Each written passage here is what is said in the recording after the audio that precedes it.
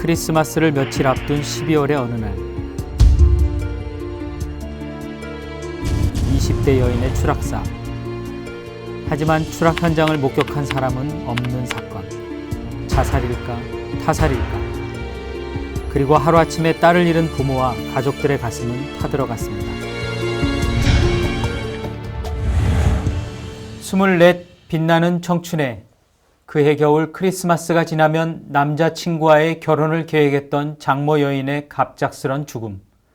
그런데 죽은 사람은 있으나 사인은 분명치 않습니다. 사건의 그날엔 무슨 일이 있었던 걸까요?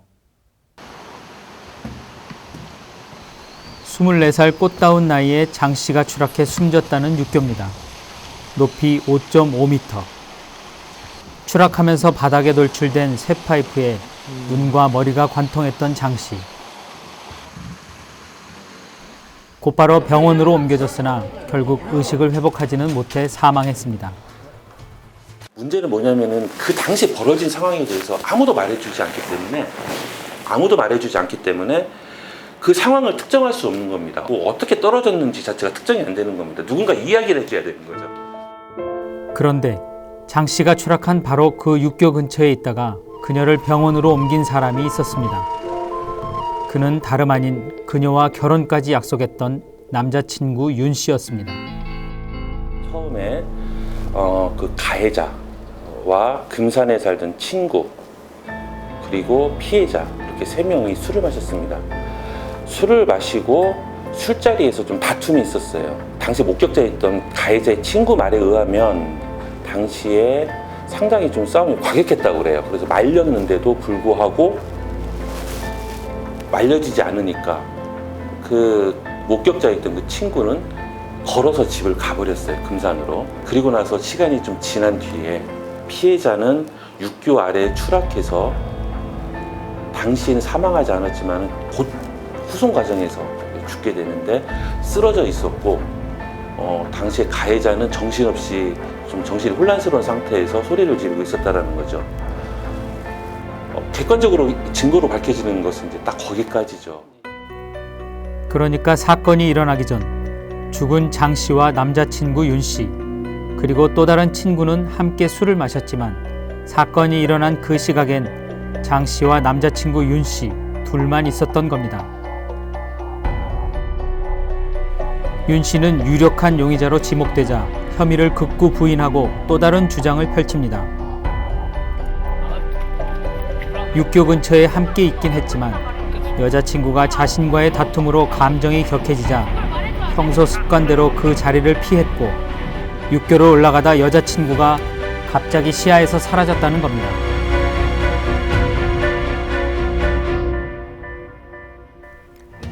경찰은 남자친구인 윤 씨에 대해 폭행치사죄로 구속영장을 신청했습니다. 하지만 법원은 직접 증거 부족을 이유로 이를 기각했습니다. 자살이라는 쪽과 타살이라는 쪽. 윤 씨의 주장대로라면 결혼을 약속했던 연인과 격렬한 다툼을 비관해 그녀는 투신자살했다는 건데요. 이것은 장 씨가 써왔다는 일기장의 내용입니다. 누가 봐도 평소 발랄하고 활기찬 장 씨의 성격이 드러납니다. 미래에 대한 기대감도 엿보입니다. 어쩌면 장 씨는 스스로 뛰어내린 것이 아니라 어떤 불행한 사고를 당한 것은 아닐까. 여자친구가 홧김에 투신했다는 윤 씨의 말은 어디까지가 진실일까 궁금해지던 차 사건은 검찰에 의해 새로운 국면에 접어듭니다. 이 사람이 어떤 행위를 했는지를 적극적으로 입증할 방법은 없죠. CCTV가 있는 것도 아니고. 그렇다면 그 당시에 있었던 일들에 대한 경우의 수를 나눠보기로 했죠. 약 20가지 정도로 나눠보기로 하고 거기에 이미 있는 법의학적인 어떤 자료들을 다 대입을 해봤습니다. 당시 담당 검사는 국내 저명한 법의학자들과 함께 사체와 현장 상황, 부검 결과 등을 심층적으로 연구, 분석하기 시작합니다. 그리고 부검을 통해 타살이 확실하다는 법의학적 소견을 듣게 됩니다.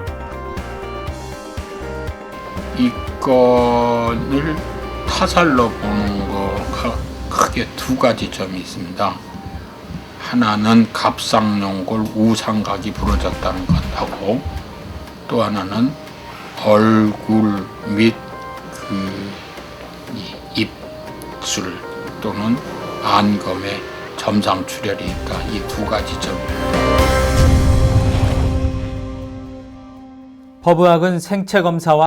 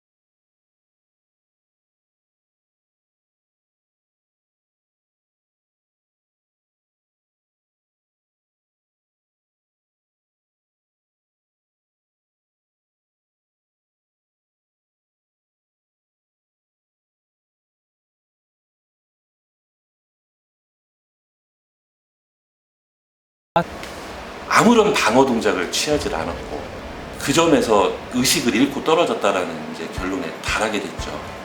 왜냐하면 그것은 방어 동작을 취하는 것은 그건 사람의 의지와는 무관합니다. 유전자 감식 기법을 통해 현장 곳곳에 떨어져 있던 혈흔이 용의자 윤 씨의 것임을 확인한 검찰. 당시 윤 씨의 감정이 격앙돼 있던 점을 밝혔고 육교 계단까지 이동했던 사실도 알아냈습니다. 그리고 임상실험과 문헌 확인 결과 경추에 손상 없이 갑상 연골 골절만 일어날 수는 없다는 사실입니다. 또한 목 부위 표피에 손상이 없는 점으로 보아 당시 손으로 목을 졸려 갑상 연골이 골절될 가능성 외에 다른 원인은 인정될 수 없다는 법의학자들의 소견도 확실했습니다. 목이 졸렸기 때문에 경부 압박으로 인한 질식으로 안면부 눈꺼풀, 입술 점막에 점상 출혈이 보였다는 겁니다. 손으로 목을 이렇게 누를 때는 동맥정맥이 함께 눌리질 않고 동맥은 일부 열리는데 정맥은 완전히 닫히기 때문에 피가 머리 위로 올라가는데 내려오질 못합니다. 내려오질 못하니까 어떻게 되냐? 얼굴이 빨갛게 점점 되면서 조금 더 심해지면 의식도 없어지고 그 다음에 툭툭 터집니다. 핏줄이 터집니다. 이 얘기는 그렇게 이렇게 터졌다는 얘기는 목을 졸랐다는 얘기입니다. 갔다니까. 날 못 믿어?